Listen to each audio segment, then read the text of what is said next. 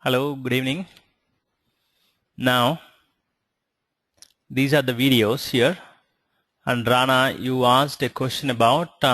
So you wanted to find out what are these videos, what are these sections. What is core Java, what is this database concepts and JDBC, and then what is this one? Okay. Yesterday we installed Java, right? Yeah. We had. I told you there are a couple of versions. There is a standard edition, there is an enterprise edition. Okay, there is a micro edition also.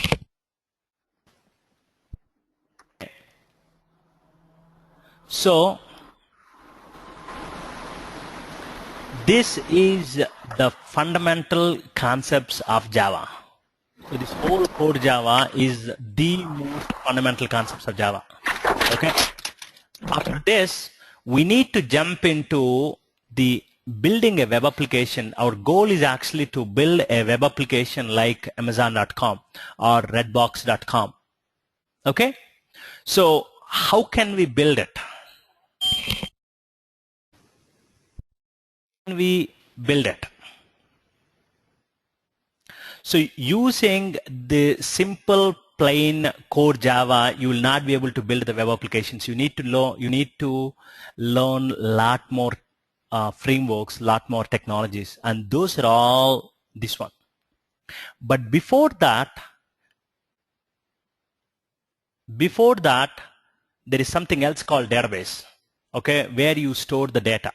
So you need to finish the entire core Java, which is essential to build any application, any kind of application, web application or mobile application or anything else. Okay. But later, after this one, once you're done with the core Java, then you need to watch this database concepts and JDBC. You need to focus on this one. So here I talk about what is a database, and I take one of the databases as example, Oracle database. So and then I went into in-depth concepts of Oracle database. Here, these are all database concepts 1, 2, 3, 4. And then how can we use Java to connect to this database and get the data or store the data into the database? That is what I talk about here. JDBC and DAO. And then once we learn these two concepts, and now we can go ahead and build the real web applications. Those concepts are all this one, pretty much all of these. Okay, and these are all further advanced concepts in Java JTE. Does it make sense? So you have to finish this one first. And once you're done with this one, then you have to finish this whole section. And then you come here and then watch or finish all of these sections. Does it make sense? And I also go in the same order. Everybody has understood that? Rana, did you understand that? Yeah. Thank you. Okay, no problem. So any other questions? Yes, I'm going to explain about JVM, and I'm going to explain more about it. So anything else? Okay, so let's jump in. So just to recap, yesterday we have installed the necessary tools in our machines, and we have all the necessary tools to become Java developers. So now let's talk about today. Let's get into how can we write a Java program and how can we run it. What are the semantics behind that, and what and all we know, what and all we need to know about being able to write a Java program properly. Okay, so what we need to know here is that yesterday we wrote our first Java program here, right? So if you look at this one,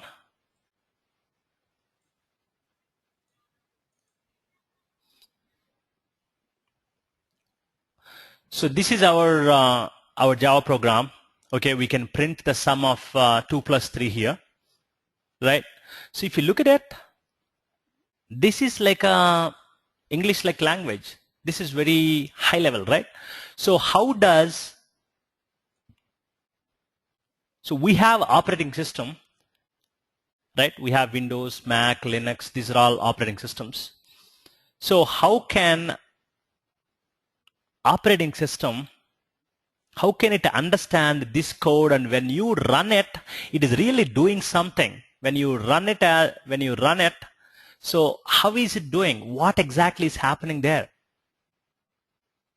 So what exactly is happening is that, so you have your operating system here. So we have your operating system here. Okay. So within the operating system, you have your Java file, your Java source file. Oh, by the way, when you write any valid piece of Java code, you need to save that in a file with your class name. Here, hello world is the class name, right? So you need to save all the contents of this code in a file called hello world.java.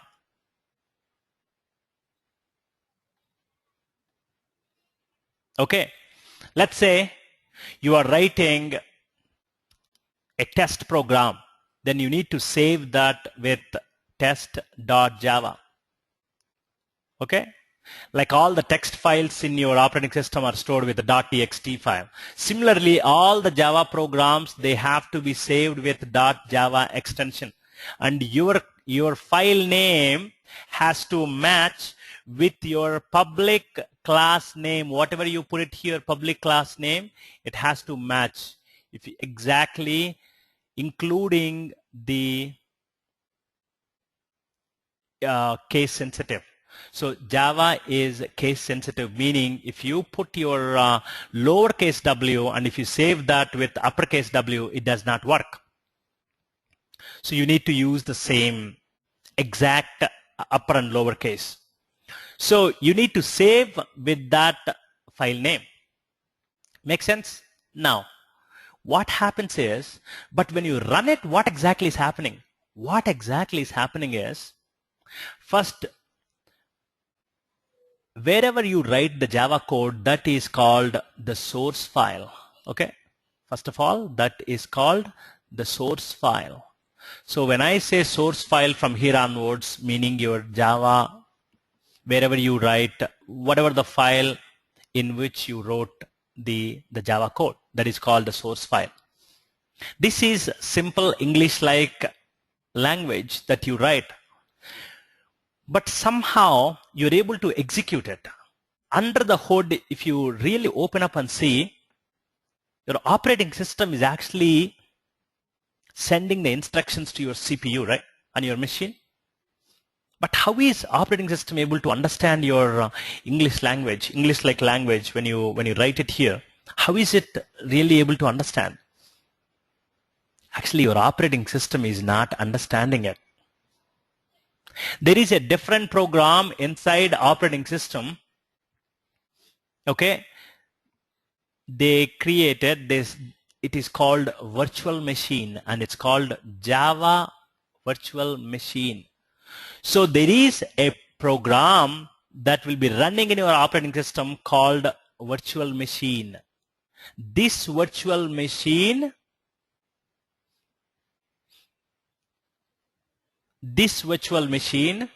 will actually convert, okay, it will convert into machine level instructions for your CPU to understand it. Okay, so what happens is you write it in the source file, okay, and now let's say I wrote some junk here, public class, let's say I have a typo here. As soon as I put a typo there, oh, Eclipse is complaining. It is saying that, I'm sorry, I don't understand this. What is the syntax error or token class expected? See that? It is saying that, sorry boss, you you have a typo here. So you need to fix it. So what exactly is happening is when you put your source file, what your Eclipse is doing it, once you save it, the moment you save it here, there is something else called compiler. Java compiler will kick in.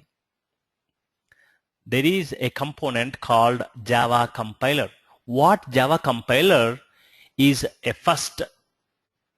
this is your first police. What it does is, it will check for all the grammar rules and it will tell you whether you wrote a valid Java file or not, whether you wrote the valid Java code or not. So for that, it has thousands of rules, okay, that's defined. One of them obviously is your typos. So it expects like this: public class hello world. After that, when you write a block of code, you need to put that block within this curly braces, any block of code.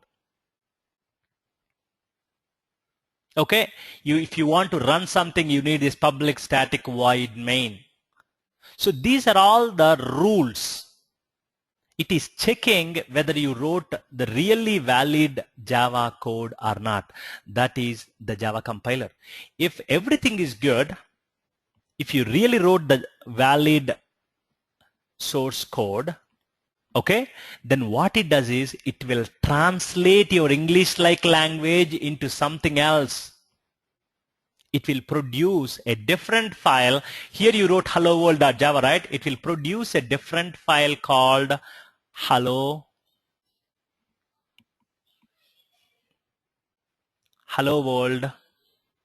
world.class. Okay, so what is this dot class? Well, it will create a different file. Whatever your Java file is, it will create the corresponding dot class file. So what exactly is a dot class file?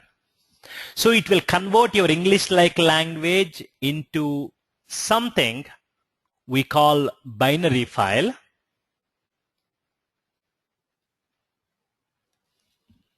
Binary file, okay. So it will translate the source into something that your JVM will understand. So JVM is a program that will be installed in every single machine. So this is my machine, this is someone else's machine. Okay, all of us will have JVM. Every machine will install JVM. What JVM knows is JVM will read this dot class file. Okay, and then it will actually convert into something called machine language, that your CPU will understand. It will convert your dot class file. Also, we call this one as a byte code, by the way. It's called byte code. It will translate your byte code into machine level instructions for your CPU to go and execute it.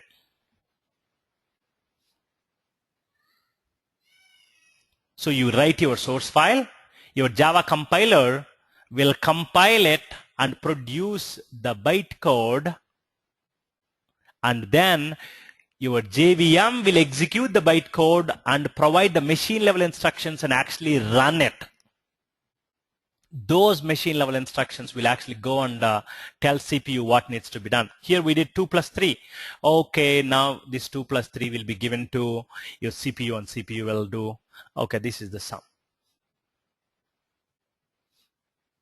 Actually, programming languages before Java, like your C and C++ especially, okay, they did not have this two-step process.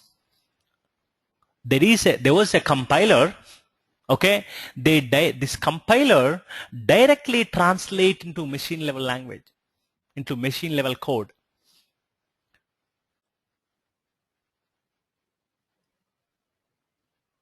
But here with Java, we have two steps. One, Java compiler will only check for all the grammatical errors and make sure that you wrote whether valid Java code or not. If you wrote valid Java code, then it will translate into bytecode, and this bytecode will not be understood by your operating system. This is your OS. Okay, your bytecode will not be understood by your OS. Bytecode will be understood by only one program, that is called your Java virtual machine. You may be wondering, when did we install JVM? You're saying there is a software that JVM will install it and JVM will run it. Well, yesterday I talked about JDK and JRE, right? This JRE is nothing but JVM. JVM, in fact, is a specification of how it should look, and JRE is the actual implementation of it. Meaning, this JRE is actually your JVM. So this will go ahead and run it. Actually, if you look at it, let's step back here for a second. Understand here, we have hello world.java. This is what we wrote here, right? And now, let me go to, so where am I here? C, Java training, my projects, and Core Java Feb 2015. Let me increase the resolution a little bit and see. Okay, I changed the resolution. So now, yeah, this is what I wanted all of you to see. This is hello world.java. In hello world.java, we wrote this Java code. Okay, now let's go to our this project here, Core Java Feb 2015. So in this SRC folder, this is source folder. Okay, in the source folder, this is where you are writing your Java, the legal Java code, right? So this is your Java file. This is your source file. And now if you go to bin, this is binaries. Okay, in your binary folder, if you look at it, hello world.class. Did you create this one? No, I'll go ahead and delete this one. Okay, now observe this one here. I'm just making some change and then I'll saving it. Now go back, see, your hello world.class has been generated by this Eclipse. In fact, it has been generated by the Java compiler. So this class file, if you go ahead and take a look at this one, so this is how it looks. So this is called bytecode. You can't read it, you can't comprehend it, you don't understand anything. This is how it looks. Okay, this bytecode can only be understood by your JVM. So you may be asking, where is the JVM? Well, this is the JVM, your Java training environment, Java. So this is JRE, and this is your JVM. So how can you kick off the JVM? How can you kick off? In Eclipse, the way you kick off the JVM, because you want to execute this one, right? Right click, run as, and Java application. See here. So this is how you kick off your JVM to be able to execute your bytecode. Behind the scenes, what happens is your bytecode gets translated into machine level language, and it will be that machine instructions will be sent to your CPU, and CPU is doing the actual work. Getting it?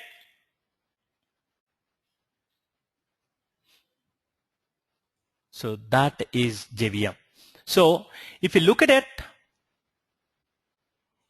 I need to tell you one thing here. What that one is. We have different kinds of operating systems, right? So we have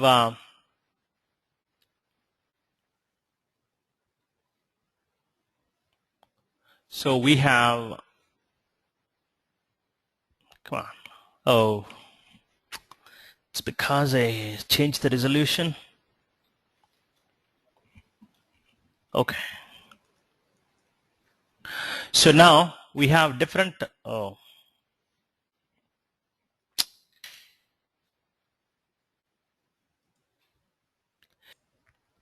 I want to tell you something here. What I want to say is we have different operating systems, right? So we have Windows operating system, okay? We have Mac, we have Linux, and we have Unix, right? So each operating system has a very different language of communicating with its hardware.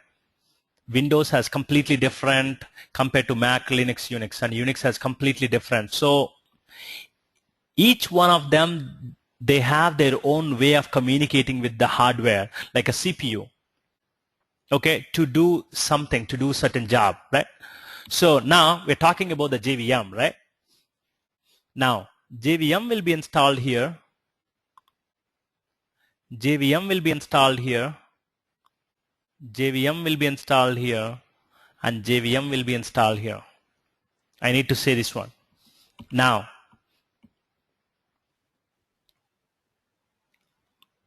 Now this is your .java file. This is your source file. Your compiler, this compiler is called Java-C. Java compiler has converted this into .class file. This is your bytecode.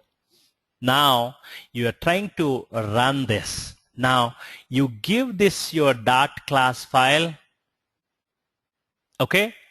You go ahead and run this .class either on Windows or Mac or Linux or Unix. It will produce the same result and you do not have to do anything. You just go give this class file to any of these operating systems and it works seamlessly. The reason it works is because this JVM is different in every single operating system.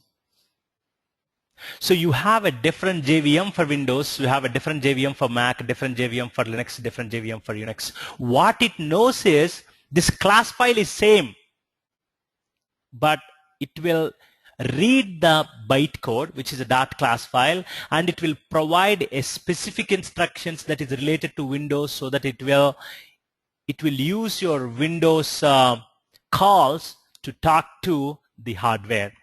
Again, once you give this class file, this Mac specific JVM will understand this one and it will convert into Mac specific machine level instructions. And here it will convert into Linux specific instructions. Here, Unix specific instructions to talk to hardware. So what did you observe here? The beauty is once you have the .class file, once your compiler gives this one .class file, it is going to be run in Windows, Mac, Linux, or Unix, any operating system. This class file can be run without having any issues. So that is why we say that Java code is portable across all the operating systems.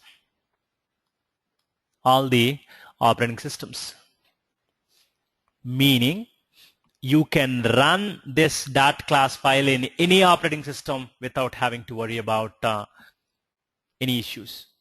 The reason is the JVM is specific to the operating system and you just install once, that's it. So let's say you have Mac. Okay, Rana asked a question, so I'll take him as an example. So he has a Mac and I generate a .class file here and I'll give him this hello world.class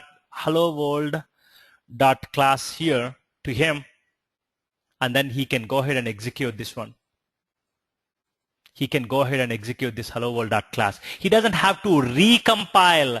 He doesn't need the real source file. That is the beauty. I'm saying he doesn't need my source. If he has my source, definitely he can compile it to get his own .class files, but he doesn't need and I don't want to give. This is my property. This is my intellectual property, and I can't give this one. I can only give you the binaries that you can't read with your human eyes. Only your JVM will understand. You go, this is like my executable. Make sense? And also, so because of this reason, Java is portable across. So you can code once, you just code once and get your .class file, and you can run anywhere. You can run on any machine, any operating system. That's why there is a marketing term for Java called code once, run anywhere. Code once, run anywhere. Code once and run anywhere. Okay.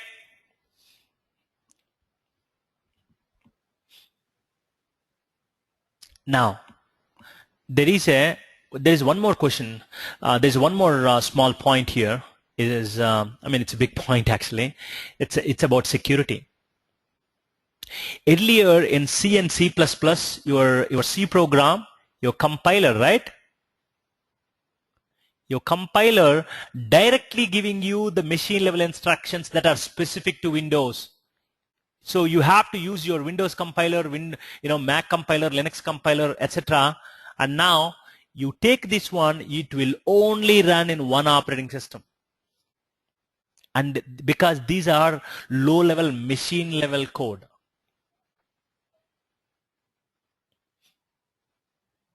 Okay, low-level machine-level instructions.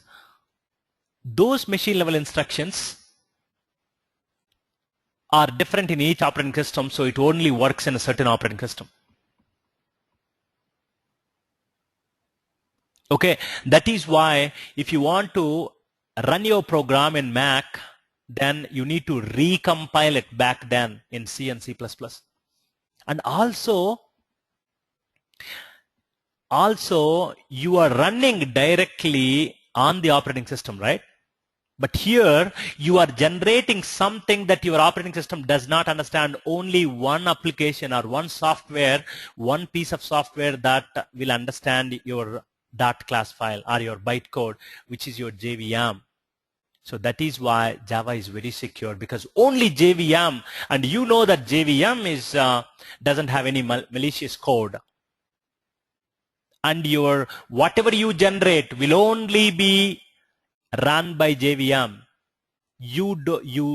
We know for sure that you cannot generate something that will mess up my operating system or something that reads from my operating system, etc. Because there is a shell in between called JVM. Only JVM will understand the bytecode. Make sense?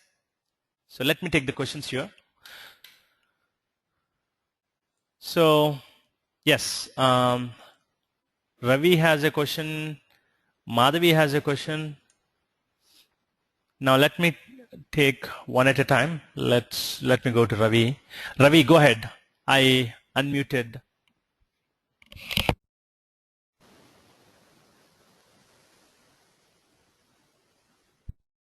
Go ahead. Or Madhavi. Madhavi, you can speak now. Yeah, that means every operating system has a different JVM? Yes, every operating system has a different JVM. And that JVM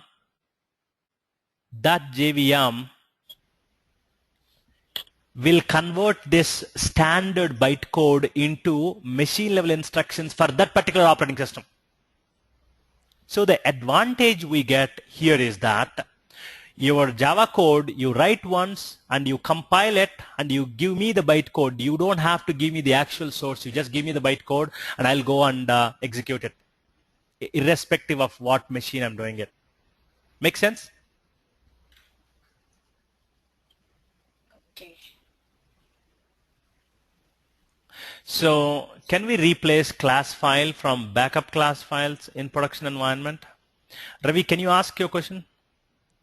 I just want to, like, I don't know whether it's perfect question or not. I just want to ask you, like, for example, if when we do some sort of troubleshooting, if there is some sort of code error, and obviously we'll have backup, right, for any other environment. Normally we can replace with the previous files and make it work. Is that some sort of scenario that this backup, whatever class files have been corrupted, or it's not corrupted exactly, like if it's not any code error? Yes. They Later can on we replace will. with. Yep, I got your question. Yes. So what happens is, let's say we made some changes here. Okay. There is a security.java, let's say. Okay. So the security.java, I made some changes. It's already there in production, but I made some changes and pushed it to production, and it's breaking the existing functionality.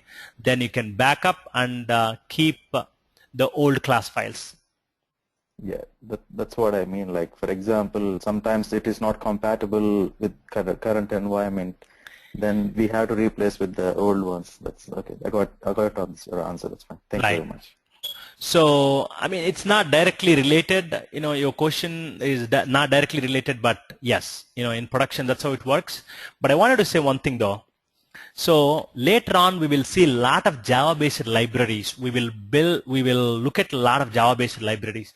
What they do is, none of them give the source code. They do not give the source code. What they give is, they give a bunch of the class files, and we come without having to worry about whether it's a Linux. You know, all the production servers are Unix. 90% of your development environments will be in Windows. But it doesn't matter. The same library will work in your development environment that's in Windows, and it also going to work your production environment, which is in Unix. So you can guarantee that, Ravi. Oh, thank you, Venkat. No problem, sir. Oh, this is also called platform independent. Thanks, Jyoti. Jyoti mentioned it. Yes, this is called platform independent, meaning irrespective of what platform it is, or irrespective of what operating system it is portable across all the operating system. Okay. So that's about it. Any other questions? Anybody?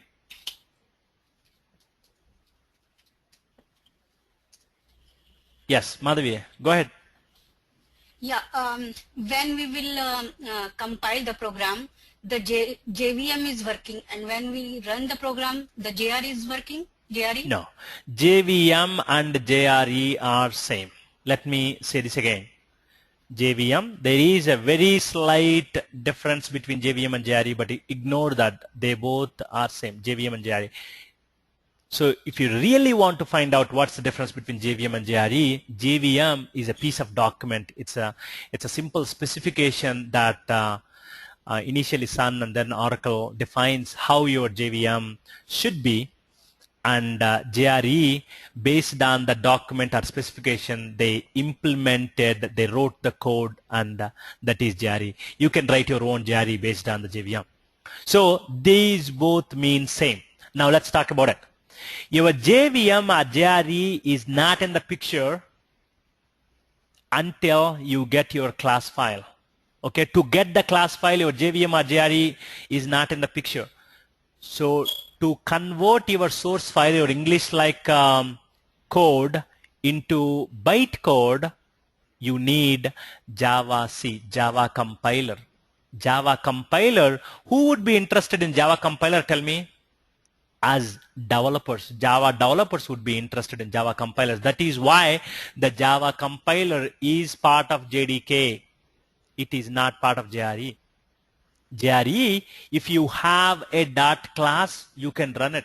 That is why, as I said earlier, I told you, right?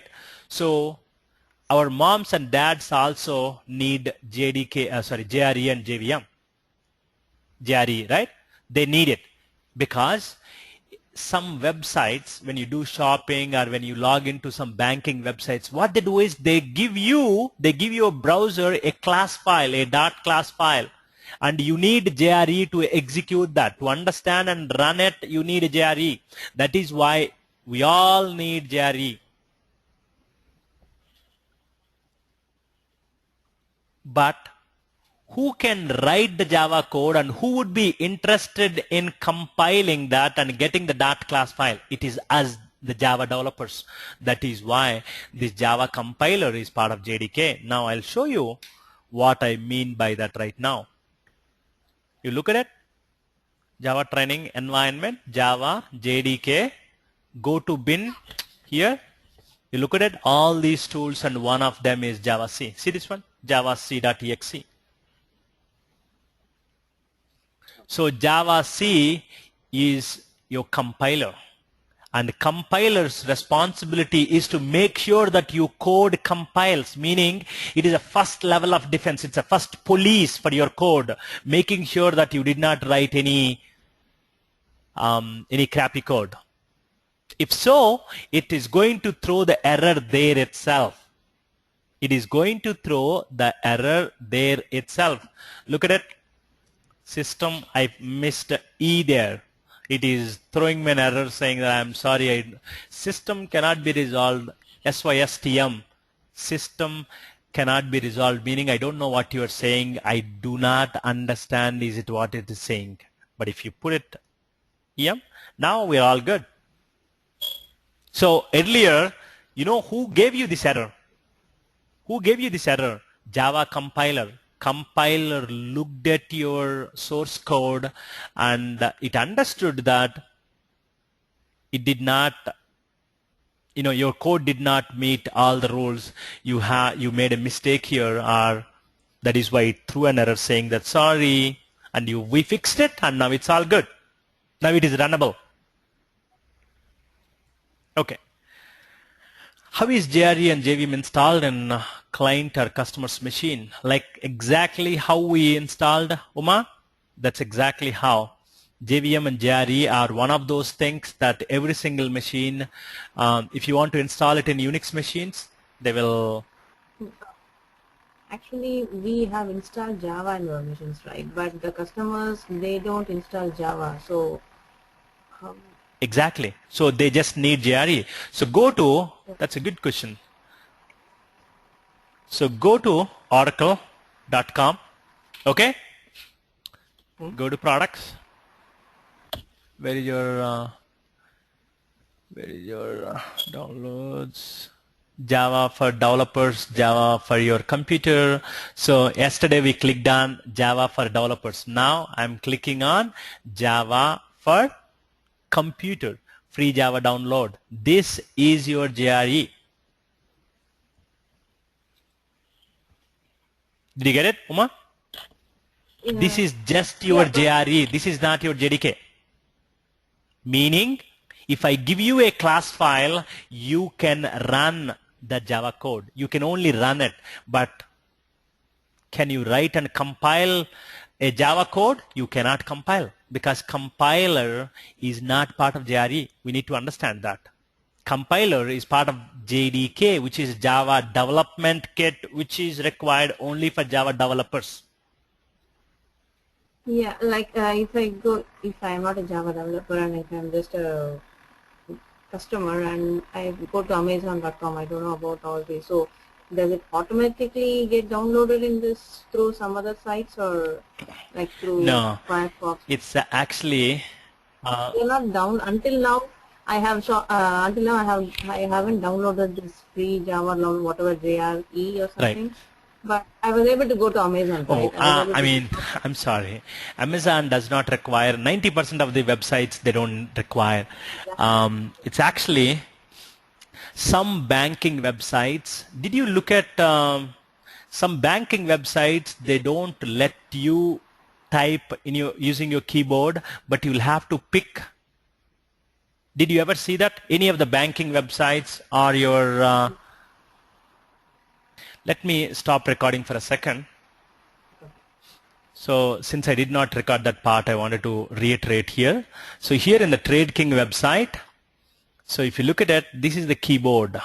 So here a small Java program called applet has been pushed from Trade King onto your browser, onto your machine. Okay, now your browser will kick your JRE and then, the source, the class file has been sent to your browser from Trade King. Okay, this is called applet. a small Java piece of code that will be sent by the server, which is your Trade King, onto your machine. And now that applet has shown you this small keyboard here. Here you cannot use your keyboard. You have to use this particular keyboard. No. Actually, it doesn't kick off every single time. To show this one, whatever this image, right? Okay. To show this one, behind the scenes, a Java program has been written by Trade King, and it is pushing on to you, onto your machine. Okay. So that your JVM will shield you. Okay. And then see, you have your JVM and you don't have any malicious code or anything. Okay, your JVM is there and it showed your keyboard here in this format. To show this picture, this keyboard picture, there is a .class file. And your JRE will read that .class file and it is showing you this keyboard. Showing the keyboard, that's all. That's where JRE comes into picture. Because Trade King sent you some Java code, and obviously to show that in your browser, you need this one. Did I answer your question, Yuri? And every single time you go to Trade King, yes, it will kick off your JVM because it is going to send you some .class file. So who can read your .class file? Some junk. Nobody can understand that one. Only your JVM. So that is when you need JVM. So a lot of very secure banking websites. This is a trading website, by the way. So it has to be absolute secure. And your keyboard strokes can be easily captured by all this malicious software on your machine, right? But if you put a Java piece of code, your .class file, your JVM will kick in and then show you that. And your JVM is shielding from between you and the operating system. And nothing will, even if you have a program here, right? Because it is only going to JVM. So there is nothing will happen to this one because no malicious code can interfere this. That is why it's so secure. So later on, C#, a .NET programming language, they have taken a very similar approach. So JVM has become very standard pattern these days. Pretty much everybody is having virtual machines. You know, it's a great pattern. Java has brought this one to the industry. And now everybody has it. Okay. Any other questions? Anybody? Those are all really good questions.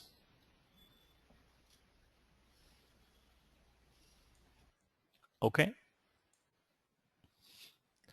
So we learned about JVM and .class file, .source file, so sorry, .java file. So your Java code should be like this, and it has to, if you look at this one, right? C Java training, projects, core Java, source. So your .java file. So your file has to be .java file, and your file name must match with your public class. You need to understand that. So what I'm saying here is that I'll create a class called test here, okay? And it is creating test.java. Let's say I gave you test like that. It will complain. Your Java compiler will come into picture. It says that the public type must be defined in its own file. Your public class file, if you say test lowercase, then you need to change your file name. If that is what you want to do it, refactor, rename. I mean, this is how you can rename it. Like that. See, I renamed this one. So my file name and my public class, they both are exactly matching. So I'm good here. So in real time, do we compile the code in our machine and deploy the .class files in JVM? Exactly, Lina. Yes, that is exactly how we do it. All we are doing is compiling, right? Once we compile it, finally, we create hundreds of Java files, Okay, and we compile these hundreds of Java files into hundreds of .class files, which is bytecode, and finally we do not give these hundreds of .class files to our customers. Okay, what we do is we bundle them, we compress them like a zip file. We do that. Later on we'll talk about it, something called jar. Okay, Java archive. We will jar them up and give them one file.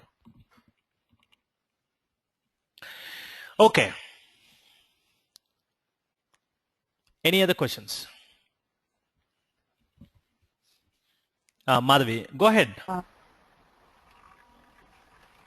Madhavi, ask. Yeah, I made one program, and there is a Java file and a class file. Both are different, and I am not using public, but it would run. Then no, means I am not using public. Only write class and a different name, and the Java file is different name. Exactly. But it runs. Exactly. We will talk about all of that throughout this core Java session. Don't worry. But that's a non-public classes. We'll talk about that. But the rule of thumb here is that, okay, this is what you write 95% of that. I'll get to that. Okay.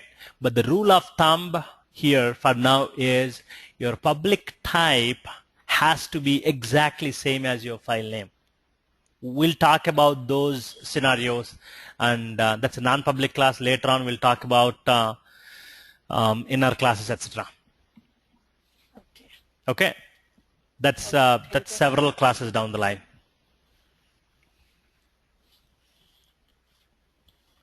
Okay, so now once we understand this one, right? So now what I want to do, I can go ahead and delete it.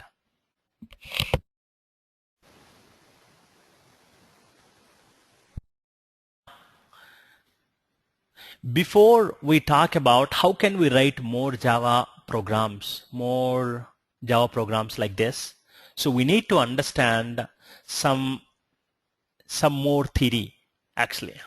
Okay, so we need to understand some concepts, object-oriented programming concepts, and I'll try to give as minimal information as possible, and then we'll come back and take a look at an example here.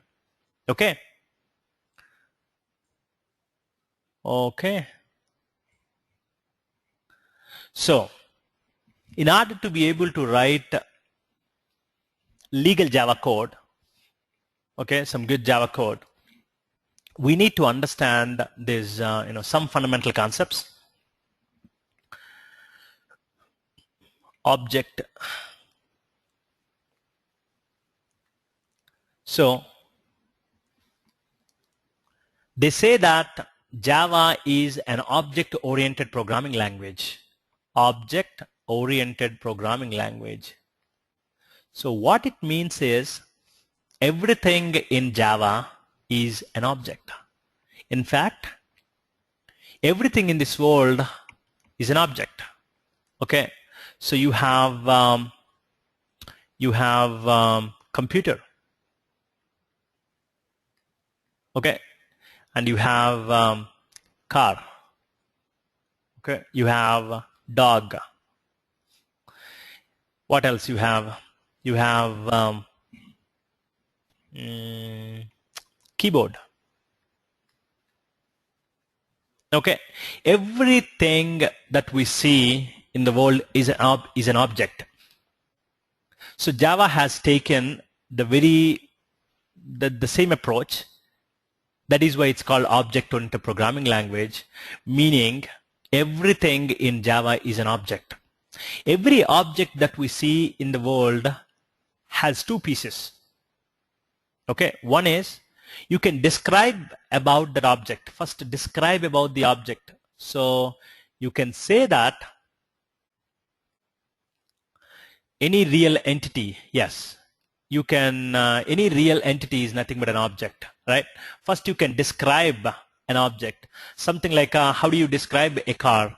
So you can describe a particular car, BMW X3. Okay, you can say that it has 4 tires.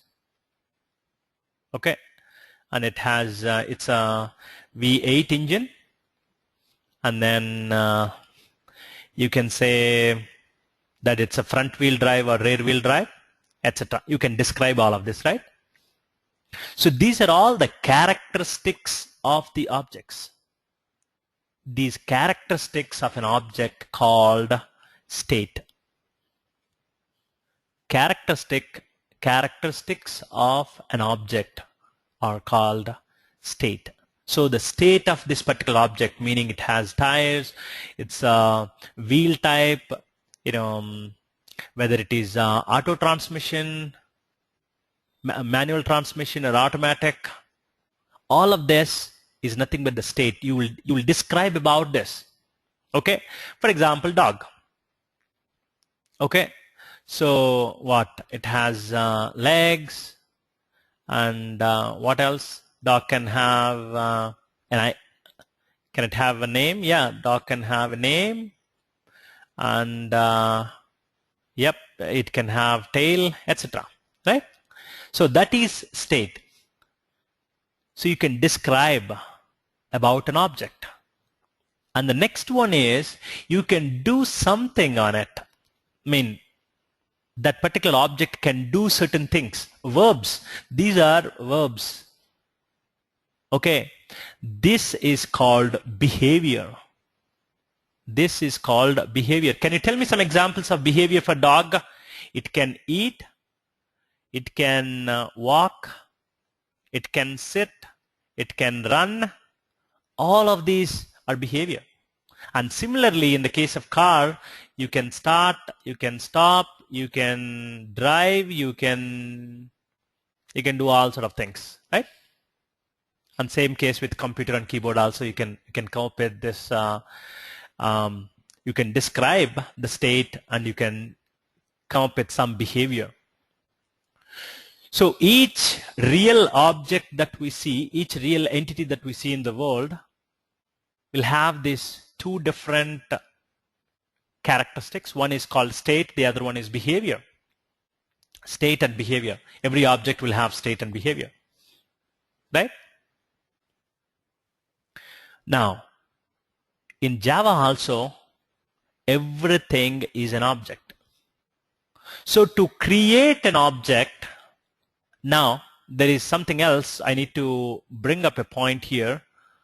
So to create an object, one is called object, right?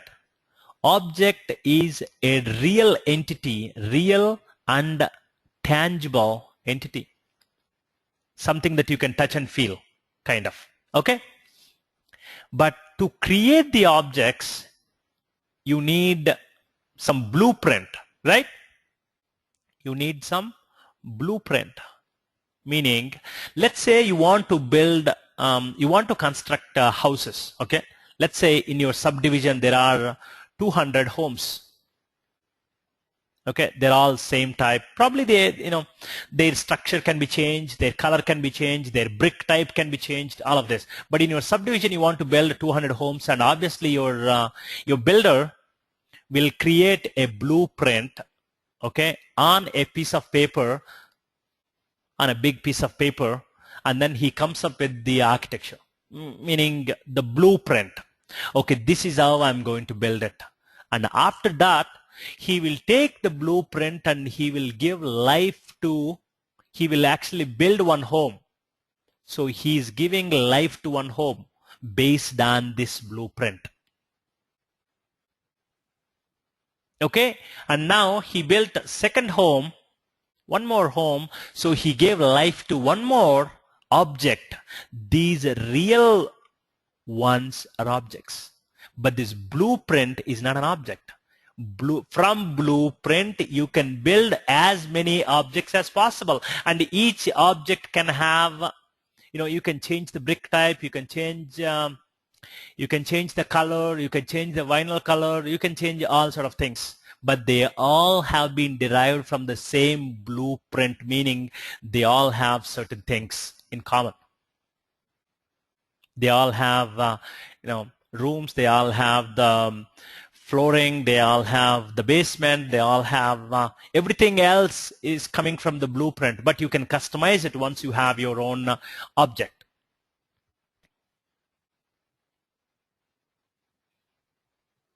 Okay. So in Java also, if you want to be able to build this, if you want to be able to build these real objects, you need a blueprint. That blueprint is called your class. Whatever you write here, public class or simple class car, simple class dog, or public class dog, when you write this one, this is actually the blueprint. What you are writing is, you are actually writing the blueprint of the real objects. So how can we build the real objects? We'll talk about that later. Okay, so from this one you can build the objects, and as I said, every object should have state and behavior. So in every class that you write in Java, you should have state and you should have behavior. Well, you can definitely build objects without state. You can definitely build objects without behavior. You can definitely. But typically you will have both of them, but you can definitely build it. So basically class is collection of objects. Class is actually blueprint which produces the objects. I don't want to say your collection of objects. That is not correct actually. Class is a blueprint that will produce any number of objects. This is exactly, I'm taking the house example. It acts as a template. Yes, your blueprint is a template. Your blueprint is a template. Your class is actually a template. From the template, you can build as many real objects as possible.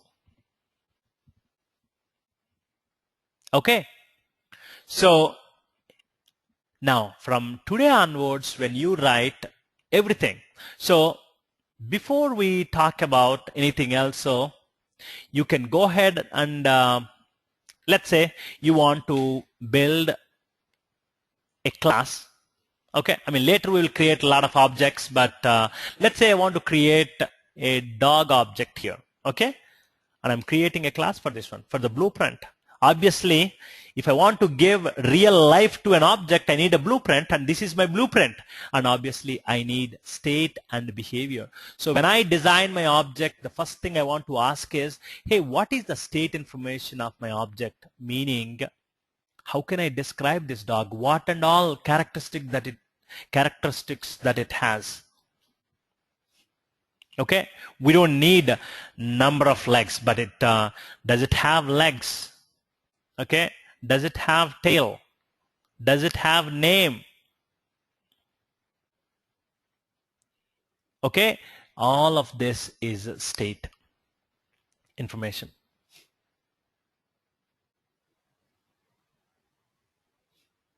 And then you will have the behavior. And of course, your behavior can change the state. Your behavior is run, eat. Okay. Your state can be, am I sitting right now? Am I sitting right now? Or you can have a flag like a sex, whether it is male dog or female dog. You can have that, right? So certain states can be changed with the behavior. Like let's say in the state information I'm saying hungry or not. Okay, so it will tell me whether dog is hungry or not. Once it eats, you're hungry, it is no more hungry, right? But if it's been a while since it ate, then yes, it will say that it is hungry. And similarly, if I take the car example,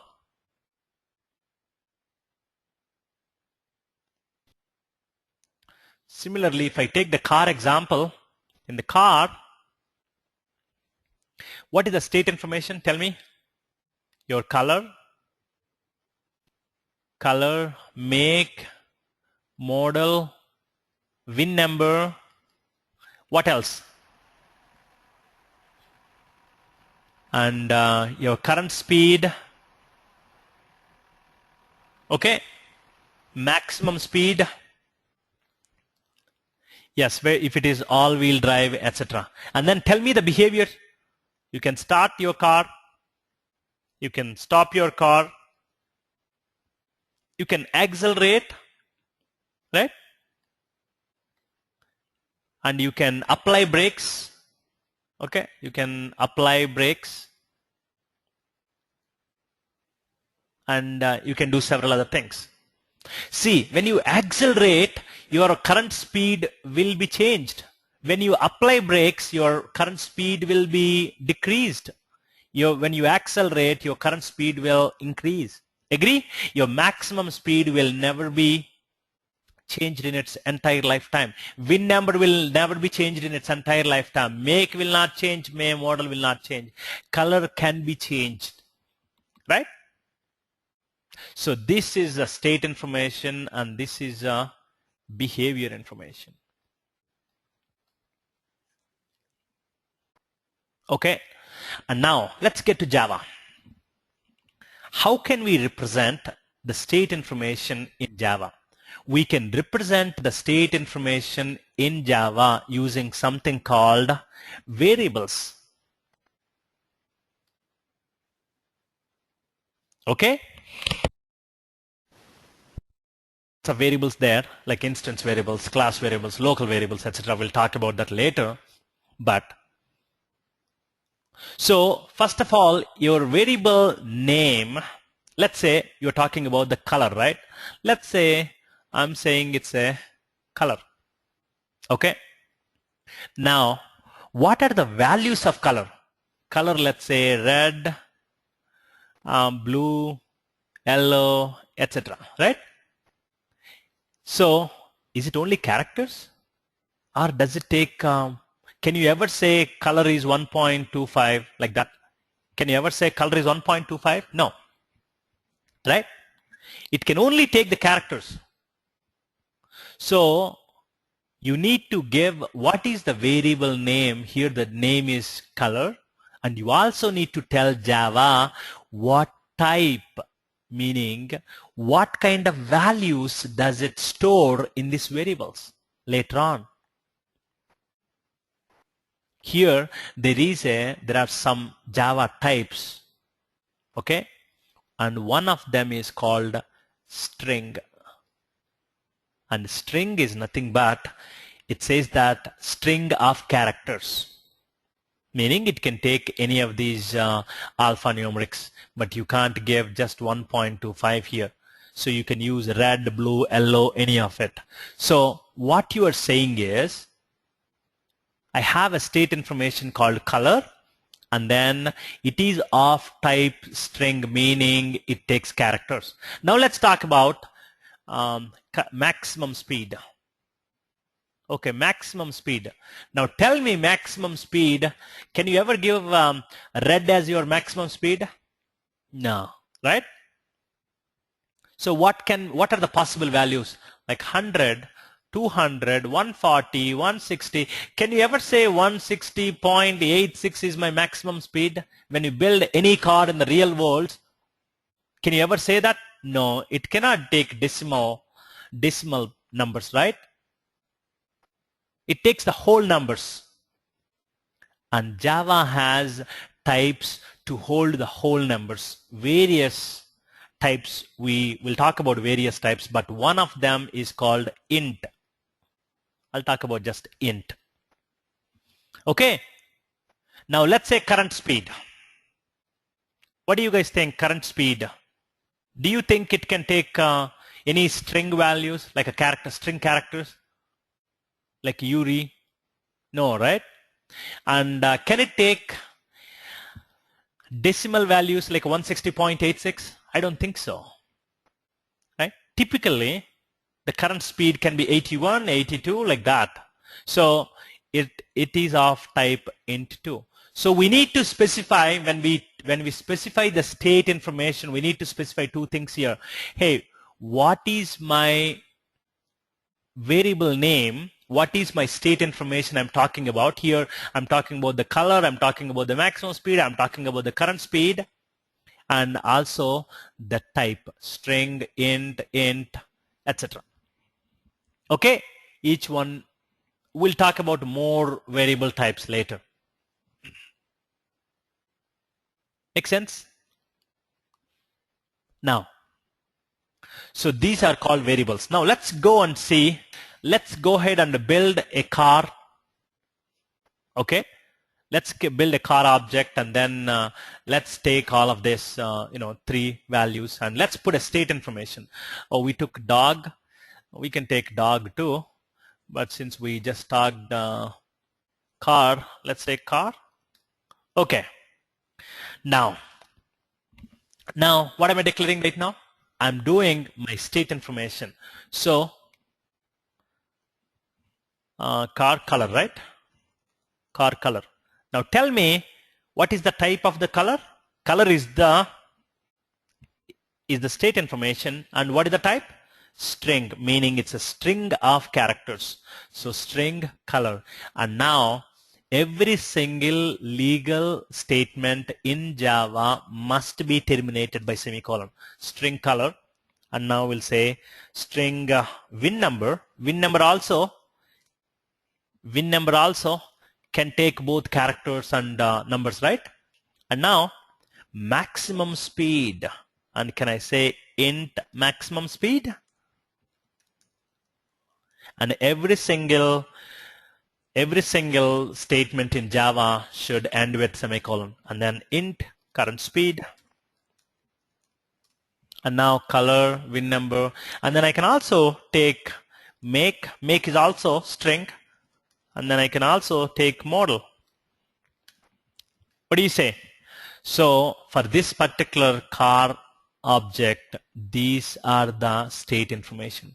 Now all the state information is shown in Java using something called variables. This is how you declare the variables. We call them declaring the variables. Okay? And also, yes, model can have alphanumeric, but string can take both alphanumeric. It can take anything. Okay? It does take both. Talk about the behavior now. So behavior can be represented in Java using something called methods.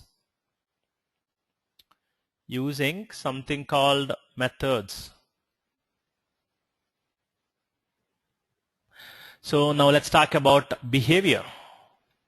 So behavior will be represented in Java using something called methods. Okay, what are methods? Well, as I was saying earlier, methods are nothing but, our behavior is nothing but verbs that this particular object can do. We're not describing it. We're done describing a car. What and all a car should have? Car should have color, VIN number, maximum speed, current speed, make, model, etc. But car also should do it. It can do. It can start. It can stop. It can do certain things, right? So now, this is how you declare a method. And you will have your method name. First of all, method name is, let's say, accelerate. Let's say accelerate. Okay? Now, and then the parenthesis. This is your method name, and within that parenthesis. So in the parenthesis, you can specify your something called arguments, meaning to be able to perform your operation, to be able to perform your method, if you need something, go ahead and accept it. Go ahead and take it as an argument. Okay?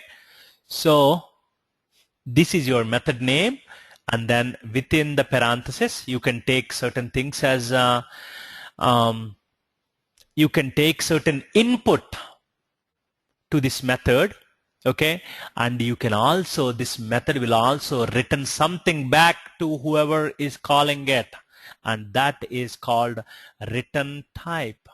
And you need to return something. What do you return? Accelerate method, what does it return? Accelerate. Tell me, what does accelerate return to the caller? Can any of you try? Can any of you try? Yes, it can give you, after I accelerated, this is your current speed. You can give it, right? Right? So that speed in what type is it? Yes, that's an int. Okay? Because that speed has to be an int. That's a number. Yes, that's an int. And then, hey, does accelerate take any input? Tell me if accelerate take any input. Does it take an input?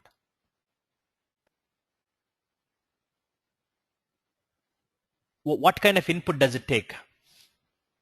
You can speak actually freely. Whoever wants to speak, please speak and then make it more interesting. Okay, Uma, you're asking what do you mean by that, right? What I'm saying is, when I ask to car accelerate, like input. okay, I can say, hey, accelerate by so much, so many miles per hour.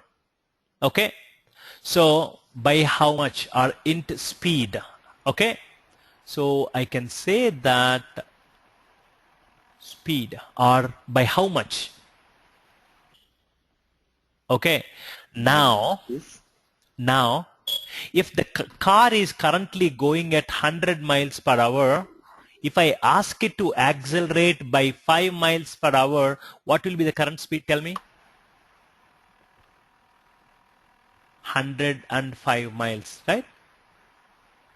So this speed is nothing but by how much we are taking it. Hey, I know you are asking me to accelerate it. By how much you want me to accelerate? We are saying, hey, can you accelerate by 5 miles per hour? And then we will increase the current speed to 105 here, and then we will return the 100 miles per hour to whoever is calling this guy.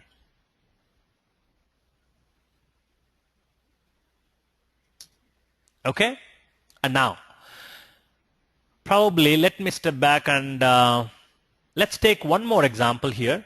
Can you tell me one more example here? One more behavior here. For same car, one more example. Let's say Maybe the color. Sorry? Okay, stop. Color. Stop. So let's say car will also stop, right? So stop is the method name, and does it need any input? Does it take any input? It doesn't have to take any inputs. Okay, it doesn't have to. Okay, what do you say when you completely stop it? What does it take? It doesn't take any input, right? You can go ahead and stop the car, right? So now, but what does it return? Does it return anything? Back to the caller.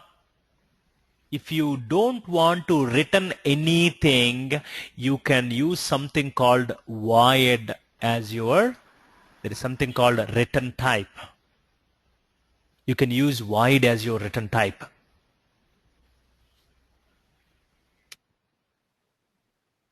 Okay, now let me step back here for a second, and then let me write a method here. Okay, so each method will have a return type followed by, so in this case, void, and then start the car. Let's go ahead and start the car, and then each method should have parenthesis, and within the parenthesis, if it is taking any arguments, meaning if it is taking any input from the caller, you go ahead and accept it. You tell your expectation, but otherwise don't. You just close your parenthesis, and then your method is nothing but a block of code. meaning you can write more than one line of Java code within the method. And every single block of code should be inside this Java block, meaning this curly braces start and curly braces end. So within this you can write. So all I'm doing at this point is when I say void, what I'm saying is, hey, you know what? I'm not returning anything back to you. You don't expect anything from me. That is what I'm saying here, void. So but start, I'm saying all I want to do here is that I want to print something to the console saying system.out.println. Okay, car is starting. Okay.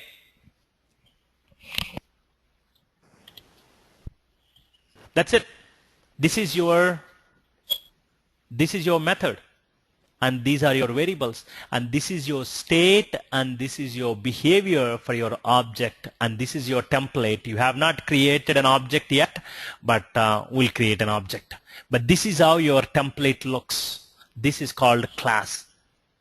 And you have not given life to this one. This is still on the paper. You can really build a car using this one. You can give life to a real car using this information right now, using this template. Okay, but let's go ahead and write a couple more methods. Can you tell me one more method? Probably stop. And stop also doesn't written anything, so I'm putting and it doesn't take any parameters or any arguments or any input. And I'm just saying mute yourself, please, whoever that one is, all of you people. And when you want to speak, you can unmute so that I don't have to. Okay, system.out.println. Okay, car is stopping.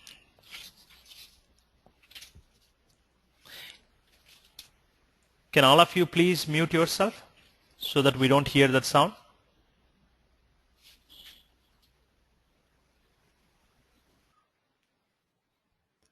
Wonderful. Okay. So this is your two methods you wrote. And now let's say accelerate, right? So what do we want to return in the accelerate? What do we want to return? We are going to return int, and then method name is accelerate, and we want to take an input called by how much, meaning or speed you want to do it. Okay, by speed. We can do speed. Okay, so now tell me how this behavior can change the state of it. Currently, the current speed, let's say 100 miles per hour, and now you are changing by this much. So what should be your current speed? Can one of you tell me? What should be your current speed? Whatever the current speed that you are going, plus your speed will be your current speed. Agree? All of you agree? So this is your current speed. Whatever the current speed is, the current speed is plus, and then whatever the new, this is, we want to accelerate by this much speed. Okay, and now we want to make this one as our new current speed. So understand here, this is like our mathematics. This is exactly like our mathematics. What I'm doing here is that I'm taking the current speed, whatever the current speed is. Currently, let's say current speed is 100. 100, I want to accelerate by 5. 100 plus 5 is 5. Now this 105, I'm initializing it. This equal to signs is nothing but I'm initializing it, or I'm actually assigning it. I'm assigning this 105 or whatever this value is. It depends on the current speed and depends on the speed. But this plus this, I'm assigning back to my current speed. Now my current speed has been changed. Okay, and now we need to return that current speed to the caller, and in methods, this is how we return. We use a return keyword. Java has all of these keywords. Okay, Java has string, public, class, your void, int, return. These are all Java keywords. Everything else is yours. This is your method name. Java understands that it is your method name, and we are returning whatever the current speed is. I'm returning back to the caller. Is it too confusing? I'm sure it is confusing, but don't worry, we are going to write hundreds of this one. What we're doing is, we are taking whatever the current speed is, and I'm accelerating by this one, meaning I'm adding this one, I'm putting it back to the current speed, and your written current speed. To reduce the speed, can we apply the same by subtracting? Absolutely. If you want to reduce it, you can do a decelerate operator. Will return accelerate and decelerate. Okay? Meaning, or we apply the brakes, right? Let's decelerate. And now, tell me, one of you tell me, current speed equal to current speed minus speed, right? And now I'm returning whatever that current speed is. Like that. That's it. So this is how we decelerate it. But you may be wondering, do we need to mention somewhere about the brake? Uma, see, applying the brake is nothing but the decelerate. If you don't like the decelerate, you can change this one to apply brakes. Your method name. Oh, okay, okay. Your method name is up to you. You agree? Okay. I thought, yeah, I thought it's something related to the speed. So, yeah, okay, I got it. Did you get this one? Yeah. You can apply brakes or you can decelerate it. I like the decelerate. Let's keep it.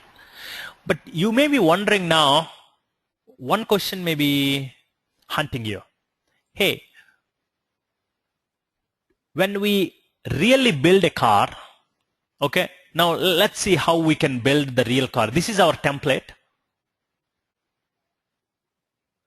Rohit is asking, we are making current speed to store in current speed. So what we are doing, Rohit, is it's right to left.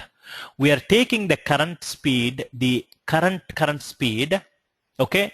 Let's say we are car is currently going at 100 miles per hour and we are asking it to decelerate it by 5 miles per hour.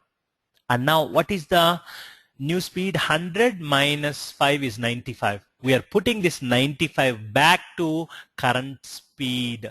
Now you are changing the state of the car. Now you ask car, hey, what is your current speed? It will give you 95. Does that make sense?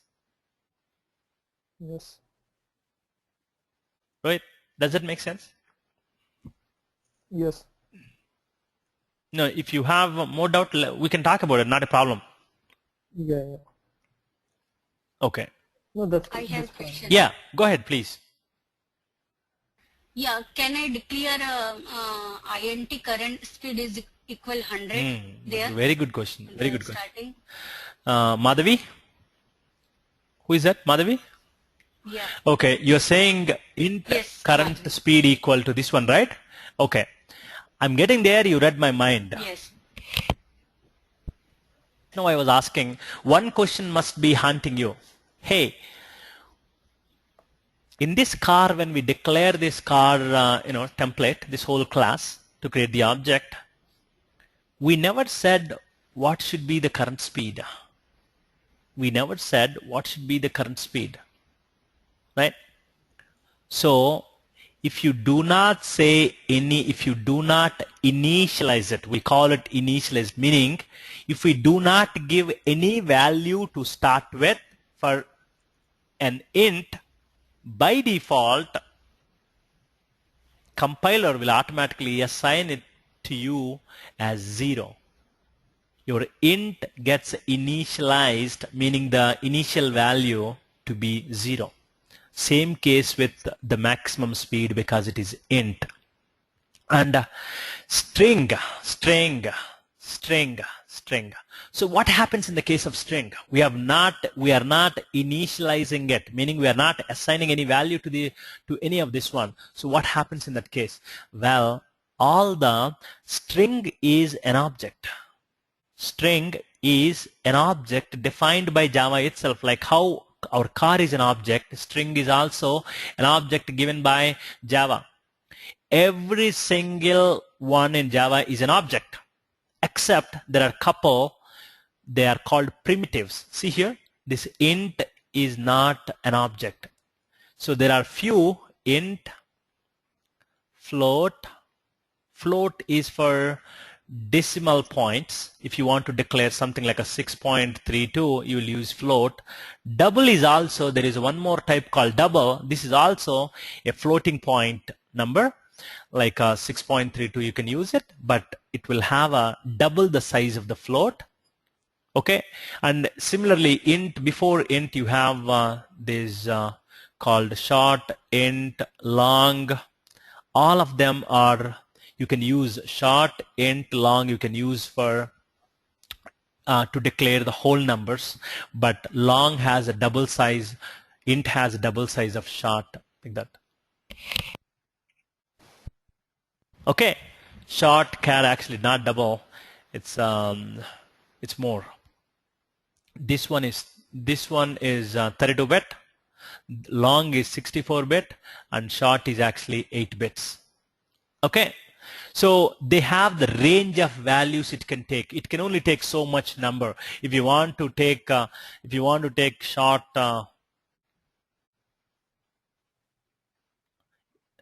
if you want to assign this big number to short, you will not be able to. Okay, they all have the range. So that is why you have different types. And then, by the way, so there is one more called Boolean. We'll talk about in depth these data types later. But there's one more type called Boolean, which is used to store these special values like a true and false. Okay, these are called primitive data types. Primitive, meaning these are the only ones that are not objects in the entire Java library. Java is providing you hundreds of classes to make your life easy, or hundreds of objects, not hundreds, probably thousands. Okay, but these are the only primitives. To make, just for convenience, it also provided primitives, meaning primitives will only have state and they do not have behavior. So primitives have no behavior, but objects will have both state and behavior. Okay, so we wrote this car, right? Now let's go ahead and demo this car, meaning we got the template. Let's go ahead and build the real car. Let's say I'm creating one more class, car demo. And now here I want to build real car and I want to run it. Every time I want to run it, I need a special method. In every class called, there is a special method called main method, and this is the syntax for that one. Public static void main. You need to write main if you want to run it. What do you mean by run? Well, right click, run as. I want to run as a Java application, then I need public static void main. You can't run this car. See, you can't run this one because you do not have a main method, and this is how you write the main method. Now, inside the main method, now let's take car and then BMW X3 equal to, how do I create an object when I have a template? This is how you create new car. So car BMW X3 equal to new car. This using this new operator, okay, you can create a brand new instance of the car. Understand? Instance meaning just now I gave birth to a BMW X3 using the car, this template here. So I'm creating the real live object. So one object has been created. If you use the same code again, let's say BMW X5, something like that. Okay. So now there are 3 objects now. So using the same template, we created 3 different objects. This is how we create the objects. And now this is the real object. BMW X3 is the real object. Now let's say BMW X3 dot make. Now I'm assigning, so this is the real object, object dot, and now make is the state information, right? Now I can assign some make. Make is BMW, and now BMW X3 dot model is X3. Okay, and now I'll say that BMW X3 dot current speed. Hey, what is your current speed? Now what is your, I'll use the shortcuts, control space bar. Just do sys out and then control space bar, it will automatically tell you. So my current speed is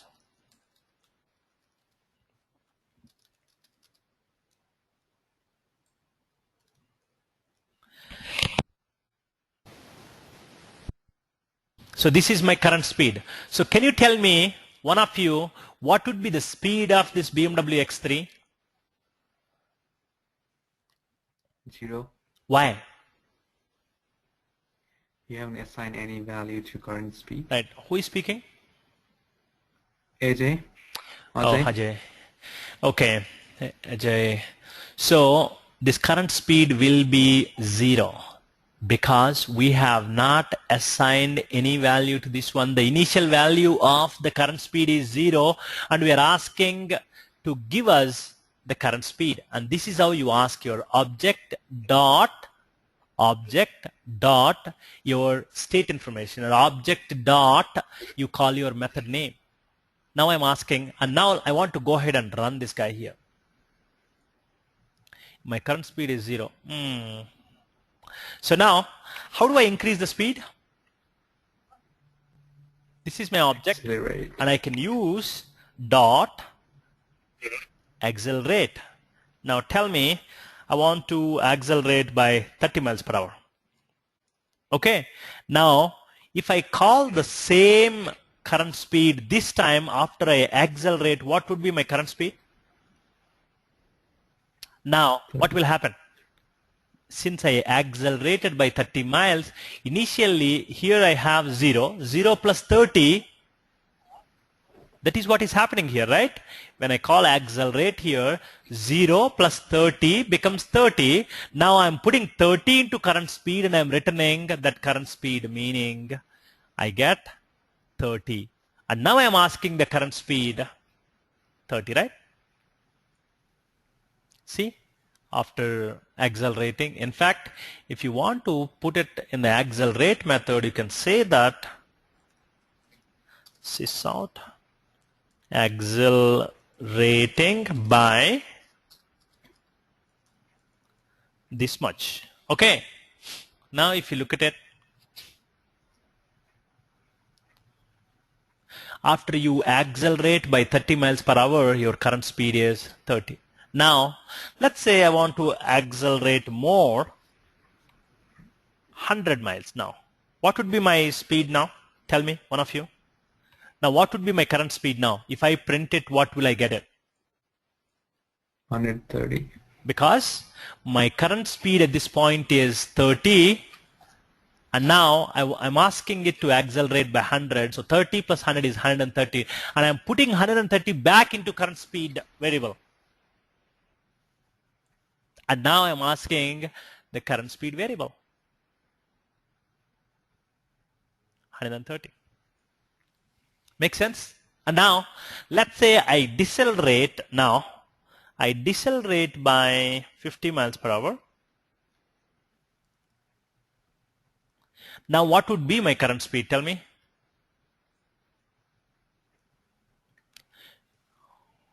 Here it's 130. Now 130 is my current speed minus 50, which is 80. I'm putting 80 into current speed, and now here I'm asking the current speed. Oh, Venkat, you did not do the decelerate. I think you used the accelerate only. I'm sorry. Thank you. Now, see this one? To start with, we have 0 because every int gets initialized to 0. And then we have accelerated by 30, and then current speed is 30. Then we are accelerating by 100. Current speed is 130. Now we are, after decelerating by 50, our current speed is 80. Make sense? And this is how we create an object. And don't worry, I've taken a little aggressive approach because I wanted to spend, I wanted you to spend more time exploring, now coding. I want all of you to code before the next class, right? We'll meet on Sunday, but Saturday also I want to see how many of you will,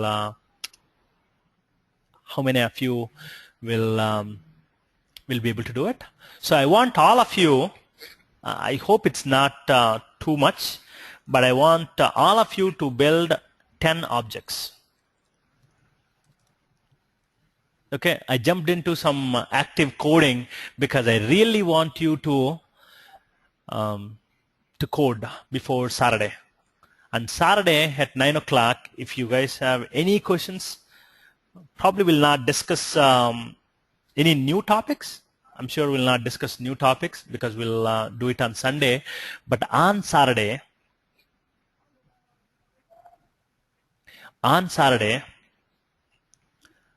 we all have a collaborative session, including myself. So I'll clarify your doubts. I'll help you actually do it. And I want all of you to do 10 objects. So objects ranging from, laptop. You can take car again, do it on your own. And what other objects? So typically, I think in my homework, probably I should have it in my Java Venkat.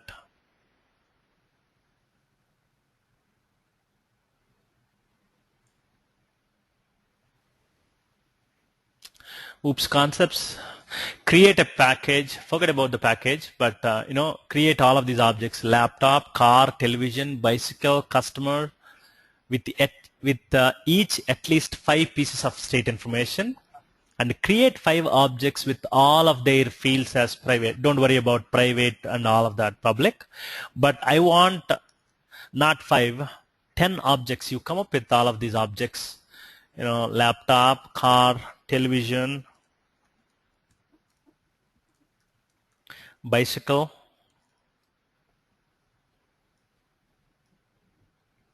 customer, any other objects that I can think of? Dog, yes. And, you come up with the rest. Now, Lena, can you ask your question? After JDK installation, we need to set up the class path, right? Okay. We did not talk about path. We did not talk about class path, mainly because we don't need to spend time right now on that. I want to jump into it. We need that if we need to use your command prompt. And if you're going to write these programs in your notepad, but we are not writing these programs in notepad anymore. We will be doing it in Eclipse. So don't worry about class path. Everything has been set up here. You will be able to execute it. Just create your project like how I showed it yesterday. File, new, Java project. Okay. Just I wanted to show you. And then, and here, go source, right click, class, then let's say bicycle. And then I want you to think of state and behavior, and then fill this one. And now create the real object and actually print it using this bicycle demo. Okay? And here you're going to have a main method. Okay. So don't worry, we will slow down. If any of you are feeling a little overwhelmed, I intentionally took the jump. I'll step back, no worries. On Saturday, I'll sit with each one of you and then make sure you understand you did it. And meanwhile, more in-depth, I took more in-depth approach and actually talked about here basic OOP concept, I believe, and variables, method, conditional. You can watch these sessions, okay? And always stay ahead of me. Try to stay ahead of me. And if you all come up with all of these objects, and then I will tell you, I'll set up a homework repository for you, and I'll ask all of you to check in your code into that repository, so that we'll all look at each other's code. Any comments? Sorry if this is an ignorant question. No, nothing like that. In the car example, are we combining two files? You were referring to car.java while writing in car.demo.java here to get the results. Did you say, are we mixing? Are we combining? No, we are not combining. What we're doing is, you have your car like this, and we are creating a separate class called car demo to demo how we can create the real object and how we can call the state and behavior on an object. We are not really combining it here, Uma. We are rather using this in car demo to create an object here. This is how we create an object, and this is an object. This is actually called object reference. Don't worry what it is. But using this is actually, okay, maybe I'll say this. This is a real object with, when you say new car, a new car has been really created, and this BMW X3 is a remote to that. Using the remote, now this is called object reference. Using this one, you can call the state information, you can set the state information, or you can get the state information, you can call the behavior, you can call the behavior, you can get the state information, etc. Yes, we are linking, we're actually using it.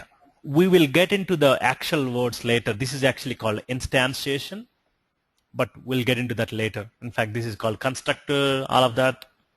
We're not there yet.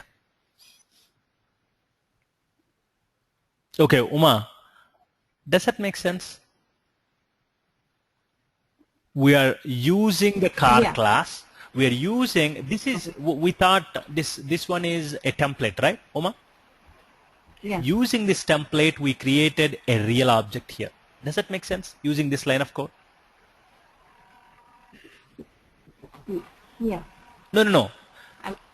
I know you didn't get it 100%, so ask it. It's okay. We'll discuss. A lot of people. I may not be clear about the terms here, but I'm just saying, first you explained about the car.java, that I was clear, but when you were referring or maybe linking or whatever it is from this one to that one, right. So what I need here is, I created a different class. I needed a different object here called car demo. Here I want to demo. I can do the same thing. I need a main method here, Uma. Okay. Why do I need a main method? so that I can run this guy, right? I want to be able to run it, and within that I'm calling this car class.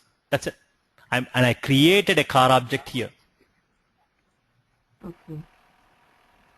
So the main is always public static void. Yes, the main Always method with- has the constant, always same public static void main and string array. We didn't talk about arrays, but string array args like this, and then this is how it is.